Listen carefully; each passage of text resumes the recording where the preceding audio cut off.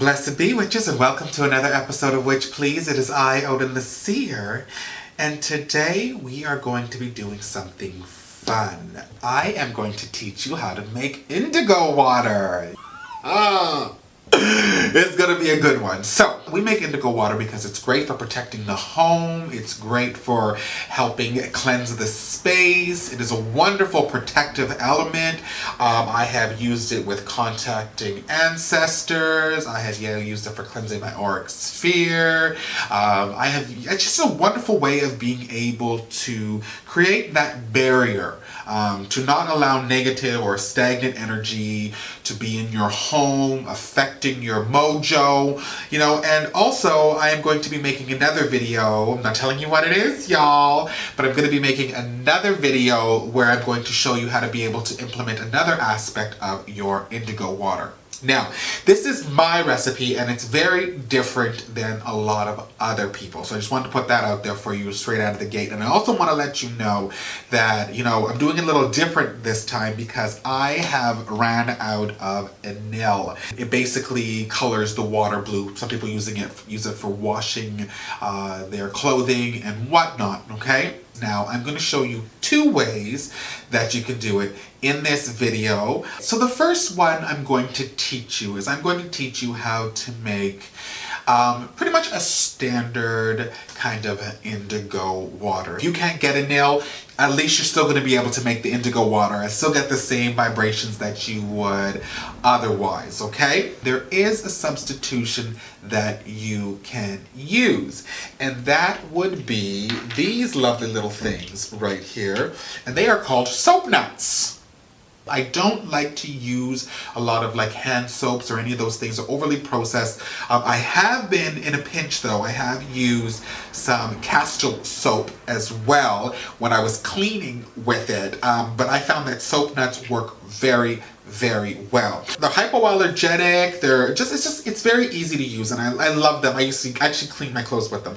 So what you're going to do is you're going to take a bowl, okay? Start off with this, and you're going to add in your soap nuts. You can actually just use regular spring water. I have some St. Brigid water just to cover where the nuts would be, and they'll float in there.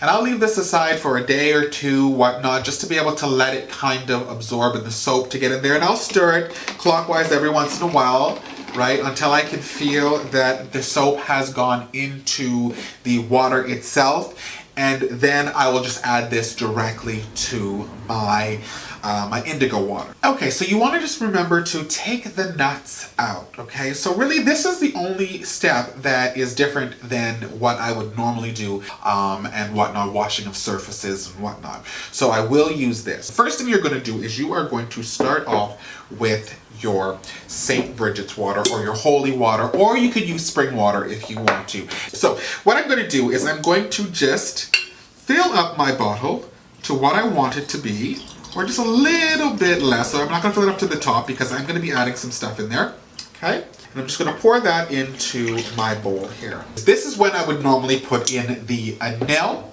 Or if I was going to be using the soap nut water, I would actually add that at this point in time without the soap nuts in it, of course. Now, the next thing you're going to do is you are going to add in some blue food coloring. Now, I will put links to Anil underneath and all these other types of things for you, for those who really do want the Anil and even the soap nuts and what have you. I will put those links there, but for those of you who can't get those things or don't want to order them or whatnot, this is an option for you to be able to still have your indigo water. So you're just going to pour this right in. Get it the color you want, boos, okay? So I want mine a little bit bluer, okay? So I'm going to add some more. So now that I've got it the color that I want it to be, we're going to go to our next items, and that is camphor, y'all. So we are going to be using camphor tablets. They kind of look a little bit like oxo cubes. Now these ones are quite small. These ones I have here, right? So I'm actually going to be putting quite a bit in here because I want it to be very, very strong. Because you got to remember that this is good for when it comes to banishing, removing, repelling. It also creates an environment for the ancestors to be able to commune with you. It could even keep sickness out of your home. It's just a very powerful way of keeping that protective barrier, okay? So I'm just going to add this right in, okay? And I'm going to keep stirring this until it dissolves. And I'm going to add in another one here. Okay, so you can break this down if you would like to, right? I have a tendency just to stir it a little bit and just let it dissolve naturally. And I put my intent in it while I'm doing this, okay? I just want to kind of focus on it to just, a peaceful, cleansed home, free of negativity, a place where the divine can commune with me, where ancestors can stay in touch with me, a healthy, happy home where everybody feels safe and comfortable who walks through my threshold, but also a protected home that nobody of ill will or ill intent can even come through this space. So I had a Witch Please family member ask me if you could use hot foot powder to be able to remove family members. And you can, right? However, I would have a tendency to use this. It's kind of like you're removing them, but you're also cloaking yourself from them. So they don't even really think about, you don't want to really hurt their feelings, but you still want them to go away. You want to be protected from them, but you're still doing it from a very loving kind of place. That's where I'm going to use my indigo water. For stuff like that, I'm just going to pour a little bit at my threshold, say my little prayer and keep them away from me. Just leave me alone. Leave me alone.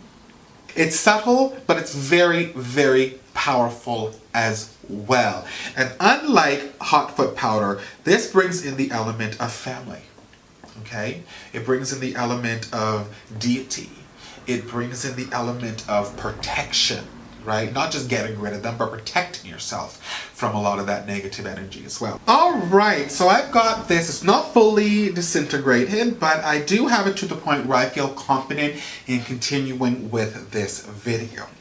So next, what we are going to do is we are going to add in some Cascarilla powder. It is very good with protection. It is also very good with connecting you to your ancestors. It brings in a wonderful vibration when it comes to having a safe, healthy, happy home, okay? I do pray over this, and I pray over it every single time I use it. Okay, I have used my indigo water for psychic intuition. I have used it to commune with the spirits. I have used it to cleanse my space. I have used it as a floor wash. I have used it as a protector of any open doors or whatnot. I have used it as, in a pinch, to be able to protect the sacred circle. If I cut a doorway, I would put my indigo water right there, a little drop, a line across where my threshold is, where I cut a doorway in my circle. It is just a wonderful, wonderful way of cleansing and protecting and purifying a space.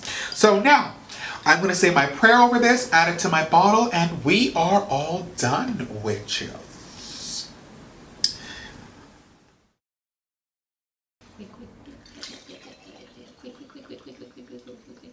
So there is a little bit of camphor left in the bottom here, right? But I'm going to also take this and I'm going to top this up, okay? I'm going to now put my top on this. Okay? I'm going to shake it up. And there you have it, witches. Your indigo water.